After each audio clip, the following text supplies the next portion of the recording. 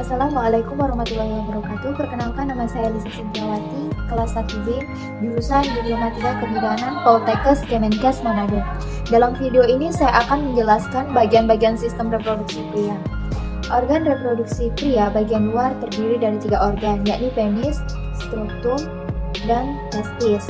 Selain sebagai organ seksual, pada pria penis juga berfungsi sebagai jalan keluarnya urin dari tubuh melalui saluran yang disebut uretra. Sedangkan skrotum bertindak sebagai sistem kontrol suhu pada testis. Yang pertama ada kandung kemih. Fungsi kandung kemih ini menampung urin yang diproduksi ginjal dan mengeluarkannya melalui proses berkemih. Kandung kemih dapat menampung urin sebanyak 400-600 ml. Dan yang kedua ada tulang kemaluan. Tulang kemaluan pada pria antara lain sebagai berikut: berfungsi dalam mendukung suspensori ligamen penis, berfungsi sebagai tempat organ reproduksi, berkedudukan dan bergantung, berfungsi sebagai pelindung organ reproduksi dari kemungkinan benturan. Dan yang ketiga ada kelenjar prostan.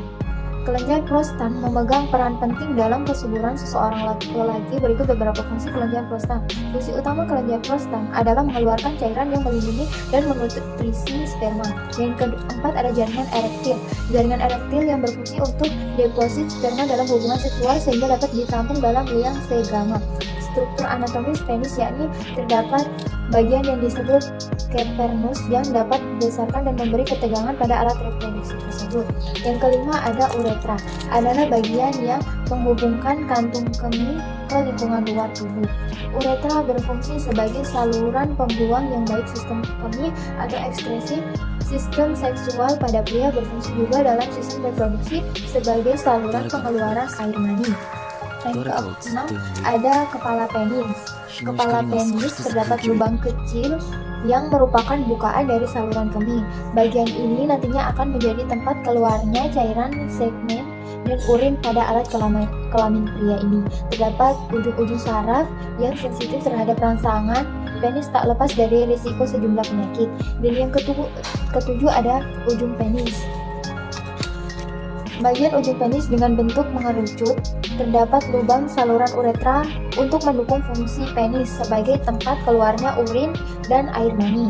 Dan yang kedelapan ada bulatan saluran uretra, tempat bukaan dari uretra yaitu bagian dari saluran kemih. Dan yang kesembilan ada versica seminalis, membuat air mani yang bersifat lengket sehingga air mani mampu menempel lebih lama dalam saluran reproduksi wanita. Dengan begitu sperma akan memiliki kesempatan lebih besar untuk bisa bertemu dengan sel telur. Yang ke-10 ada saluran ejakulasi. Saluran ejakulasi ini merupakan saluran pendek yang menghubungkan kantung segmen dan uretra.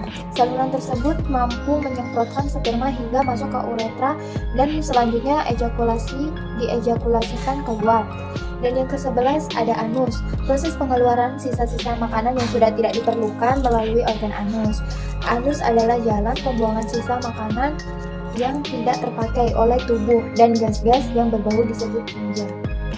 Dan yang ke-12 ada vas deferens, adalah saluran yang melengkap di sepanjang medioserta pembukaan ginjal. Penjelasan mempunyai fungsi sebagai tempat penyimpanan spermatozoa sebelum ejakulasi. Dan yang ke-13 ada epididymis, merupakan organ yang berperan penting dalam sistem reproduksi pria dan berfungsi sebagai tempat transportasi pematangan dan penyimpanan spermatozoa. Spermatozoa yang berasal dari testis merupakan spermatozoa yang belum matang. Dan yang ke-14 ada testis. Fungsi testis adalah untuk memproduksi sperma dan hormon testosteron perannya begitu penting selalu dijaga agar terhindar dari berbagai macam gangguan. Yang ke-15 ada skrotum, bertindak sebagai sistem kontrol suhu pada testis. Suhu pada testis erat kaitannya dengan memproduksi sperma yang sehat. Selain memproduksi sperma, testis juga berfungsi untuk menghasilkan hormon testosteron yang merupakan hormon utama dari pria. Fungsi utama dari organ reproduksi wanita adalah memproduksi sel telur dan tempat pembuahan. Ovarium menghasilkan sel telur oosit. Sel telur ini akan diangkut menuju tuba falopi yang tepat pembuahan dengan sperma. Saat pembuahan berhasil, maka akan berpindah ke lapisan rahim yang akan menebal.